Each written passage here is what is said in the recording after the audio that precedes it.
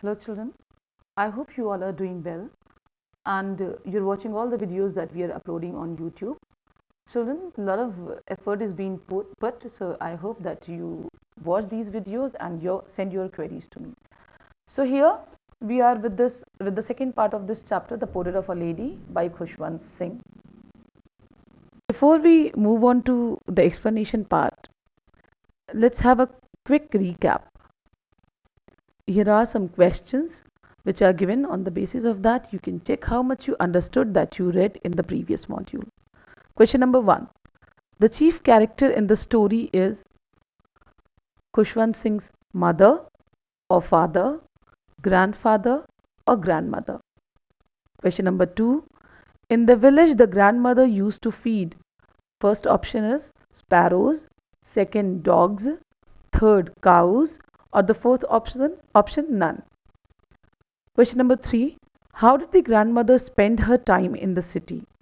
First, feeding sparrows. Second option is reading. Third is gossiping. Or fourth option is spinning the wheel. Question number 4. What was the turning point? Now, first option, moving to the city. Second, moving abroad. Or third, joining the university. Question number 5 asks, the portrait of a lady has been written in. First option, scientific mode. Second option, romantic mode. Or third option, biographical mode. Question number 6. The happiest hour of the grandmother was first option, feeding sparrows. Second, afternoon sleep. Or third option, spinning wheel. Question number 7. It says the grandmother did not approve. What did she not approve? First, city lifestyle. Second option says education. Third option is music lessons. Or fourth option, religious teachings. Question number 8, which is the last question, children. The common link between the grandson and grandmother snapped. Why it snapped? The first option is due to music lessons. Second option is the narrator was given a separate room. And third option, narrator moved abroad. Now, you all, after attempting this quiz, you can understand how much you understood the previous part that we discussed in the previous module that I shared with you all. Now, let us move to the explanation part. I'm continuing with the next paragraph that I left yesterday. Here is the next paragraph. When I decided to go abroad for further studies, I was sure my grandmother would be upset. I would be away for 5 years, and at her age one could never tell. But my grandmother could. She was not even sentimental. She came to leave me at the railway station but did not talk or show any emotion. Her lips moved in prayer. Her mind was lost in prayer. Her fingers were busy telling the beads of her rosary. Silently, she kissed my forehead, and when I left, I cherished the most moist imprint as perhaps the last sign of physical contact between us. Let's check the glossary part, children. Cherished, hold something dear. Imprint, impression. Now here when you read this paragraph, you get to know that how author, he shares with us that moment when he decided to go abroad for further studies. And he was feeling that his grandmother would be very upset as she was very old, and the grandson was leaving for 5 years. Okay, so he was not sure, whether he would be able to see his grandmother when he comes back from there or not. But what he says, that my grandmother could. He did not know, he was not sure, but his grandmother was perhaps sure. Okay, and he also tells us that how he thought that the grandmother would be upset with his decision. But he actually, on that day, he found that she was not even sentimental. She was not even emotional. She did not show any sign of being upset or being emotional.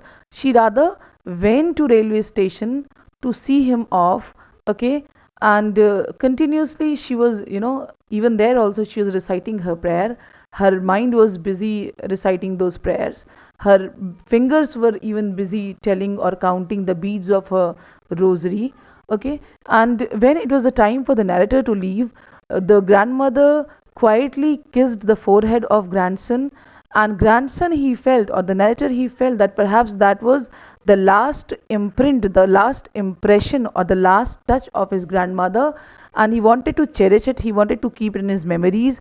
Okay, and he thought perhaps he would not be able to get this, such impression or such imprint ever again after returning from abroad. The next paragraph says, but that was not so. After 5 years, I came back home, and I was met by her at the station. She did not look a day older. She still had no time for words, and while she clasped me in her arms, I could hear her reciting her prayers. Even on the first day of my arrival, her happiest moments were with her sparrows, whom she fed longer, and with the frivolous rebukes. Glossary students, let's check that first. Clasped means holding somebody tightly, something or someone tightly. Frivolous rebukes, light-hearted scolding. Rebuke is basically chiding somebody or scolding someone. Frivolous is not serious, not having depth, rather light. Okay, let's check the explanation here. So narrator says, but that was not so.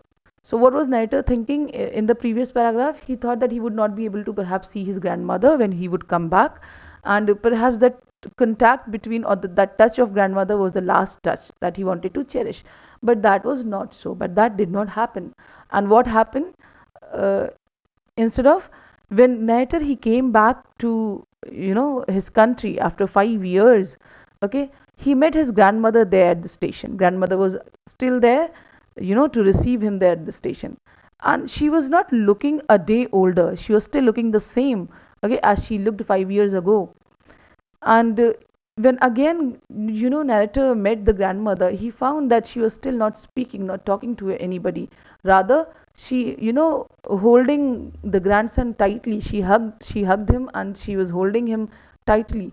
And when the grandson was closer to grandmother, he could hear her reciting her prayer even then also. To his surprise, grandmother's, though it was his first day at home, okay, then too, grandmother's happiest moments were feeding those sparrows. Though she fed those sparrows for longer hours that day, she was scolding them, she was lightly scolding them and smiling at it, but she spent her happy time with those sparrows only. Let's move to the next paragraph. It says, in the evening, a change came over her. She did not pray. She collected the women of the neighborhood, got an old drum, and started to sing. For several hours, she thumbed the sagging skins of the dilapidated drum and sang of the homecoming of warriors. We had to persuade her to stop to avoid overstraining. That was the first time since I had known her that she did not pray. The next morning, she was taken ill. It was a mild fever, and the doctor told us that it would go. But my grandmother thought differently. She told us that her end was near. She said that since only a few hours before the close of the last chapter of her life, she had omitted to pray, she was not going to waste any more time talking to us. Let's check the word meaning, children. Sagging. The meaning of sagging is loose, dilapidated, worn out or old. Persuade, convincing somebody to do something. Omitted, leave out or exclude something. Explanation. The narrator further tells us how that evening his grandmother did not follow her regular routine of praying. So instead of praying, what she did, she rather collected the women of neighborhood, and she took out an old drum which was worn out, and she started thumping it and singing the songs of homecoming of warriors, which was actually her way of celebrating the homecoming of her grandson. And she kept singing and thumping that drum, and finally, seeing her old age, the family members had to persuade her, to convince her to stop doing that, because she was over exhausting herself, and the family members were worried that she might fall ill. The next morning, the same thing happened. She fell ill. She was unwell. Though it was a mild fever, doctor also, advised them or told them that it would go away. There was nothing serious about it. But somehow the grandmother this time, the same grandmother, you can see, children, the one when everybody was thinking that she would be emotional while the grandson was going abroad, okay, she was not emotional, because she knew that she would be able to see her grandson after 5 years. But now when doctor was also telling that, it was a mild fever and it would go away, she somehow knew or felt that her end was near. So she told the family members that she did not want to waste her last hours in talking to them, as the previous evening also she wasted, and she had not offered her prayers, and she rather celebrated the homecoming of the grandson. So she did not want to waste this moment. Let's check the next paragraph, children. Here, the next paragraph says, we protested, but she ignored our protests. She lay peacefully in bed, praying and telling her beads. Even before we could suspect, her lips stopped moving, and the rosary fell from her lifeless fingers. A peaceful pallor spread on her face, and we knew that she was dead. We lifted her off the bed, and as is customary, laid her on the ground and covered her with a red shroud. After a few hours of mourning, we left her alone to make arrangements for her funeral. In the evening, we went to her room with a crude stretcher to take her to be cremated. The sun was setting and had lit her room and veranda with a blaze of golden light. We stopped halfway in the courtyard, telling her, let's check the glossary, children, here. It says telling her beads means turning or counting beads while reciting prayer. Pallor, pale appearance. Customary, traditional. Crude stretcher, a wooden stretcher made of bamboo sticks to carry the dead body. Shroud, a piece of cloth used to wrap a dead person. Mourning, grieving at someone's death. Now explanation. The family members, they protested, but the grandmother, she ignored their protest, and she started praying and started counting her beads. Even before they all could suspect, they saw that her lips stopped moving, and the rosary that she was telling, that rosary fell from her lifeless fingers. There was a peaceful pallor which covered the face of the grandmother, and thus the family got to know that grandmother was no more. Now the family members, they lifted her from the bed, laid her on the ground as that was the custom. They wrapped her with a red colored cloth with which a dead body should be covered.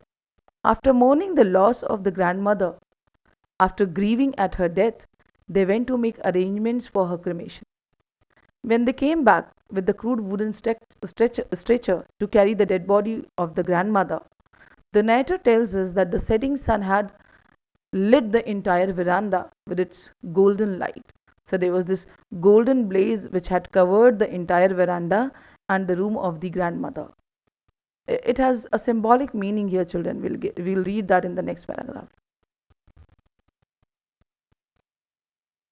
All over the veranda and in her room, right up to where she lay, dead and stiff, wrapped in the red shroud, thousands of sparrows sat scattered on the floor.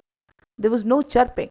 We felt sorry for the birds, and my mother fetched some bread for them. She broke it into little crumbs, the way my grandmother used to, and threw it to them. The sparrows took no notice of the bread. When we carried my grandmother's corpse off, they flew away quietly. Next morning, the sweeper swept the breadcrumbs into the dustbin. I don't find any difficult word in this paragraph, children, because if one or two were there, so I have already given you the meaning of those words in the previous paragraph, so I'm not, giving any meaning here. Now, explanation. When the family came back to carry the corpse of the grandmother, the dead body of the grandmother, for cremation, they had to stop. Why they had to stop? Because there were thousands of sparrows whom, grandmother used to feed every day. They were sitting there silently, covering the entire veranda and sitting very close to the dead body of the grandmother. It seems as if the birds were also mourning because there was no chirping at that time. Earlier, there used to be a bedlam of chirping. There was a chaos of chirping. Okay, whenever grandmother used to feed them, but now that day, the birds were sitting quietly near the dead body. Now here, children, this description of sun covering the entire veranda and the room of the grandmother with its golden blaze, and the sparrows sitting here quietly. This basically refers to or this somewhere gives us an idea as if the nature was also mourning the loss of a pious soul like that grandmother. Okay. And author says that, the mother of the narrator, she felt pity on those birds. So she went back to the house and she brought some bread, and she broke it into the pieces like grandmother used to do, and she threw it for the birds. But the birds did not notice it, they did not eat it. And when the body of the grandmother was carried away for cremation, the birds also flew away. And Naito tells us that how those bread crumbs, the next day the sweeper removes it and throws them into dustbin. So thus you can see with the end of the grandmother, the story ends here. Now children, we can see here, or after reading the entire chapter, you could have understood that the author wanted to share with the readers about his grandmother, or the beautiful bond that he shared with his grandmother, or the changes that took place in their relationship, still how they were connected from their heart. Physically, though they got separated, with the passage of time, but somewhere from their heart they were still connected. Now children, let's come to the part of summary, so that it all is been revised, whatever we read in the previous module and whatever we have done today. Okay, so let's read it. The story, The Portrait of a Lady, is written in first person in biographical mode. It is a recollection of the author of his grandmother after her death. A very touching story that shows the special bond and connection between a grandson and her grandmother, recounting the changes that take place in their relationship with the changing time and circumstances. Here we get to know that for the narrator, his grandmother was something close to idealism, and despite many differences in their likings, he always loved and respected her. The love of grandmother also for him was very deep. Not only that the grandmother was an epitome of love and sacrifice, which is the main theme of the story, rather the whole story revolves around her. She is the protagonist of the story. She laid her heart not only for humans but also for animals. She was very religious. Acceptance of every situation that comes before us is another point raised here, showcasing that the grandmother was a very strong woman. After her peaceful death, it seems as if the nature was also mourning the loss. Thus, the story highlights the changes in relationship which are inevitable, and also that everything in this world is to be faced with courage. It is often the worst time in one's life, children, which brings out one's real character. Assignment now. These are the questions given here. I want you all to go through these questions, write these in your notebook, and write the answers of the questions. In case of any queries, please send it to me so that I can address it. Thank you. Take care of yourself. Keep learning, keep reading, and stay safe.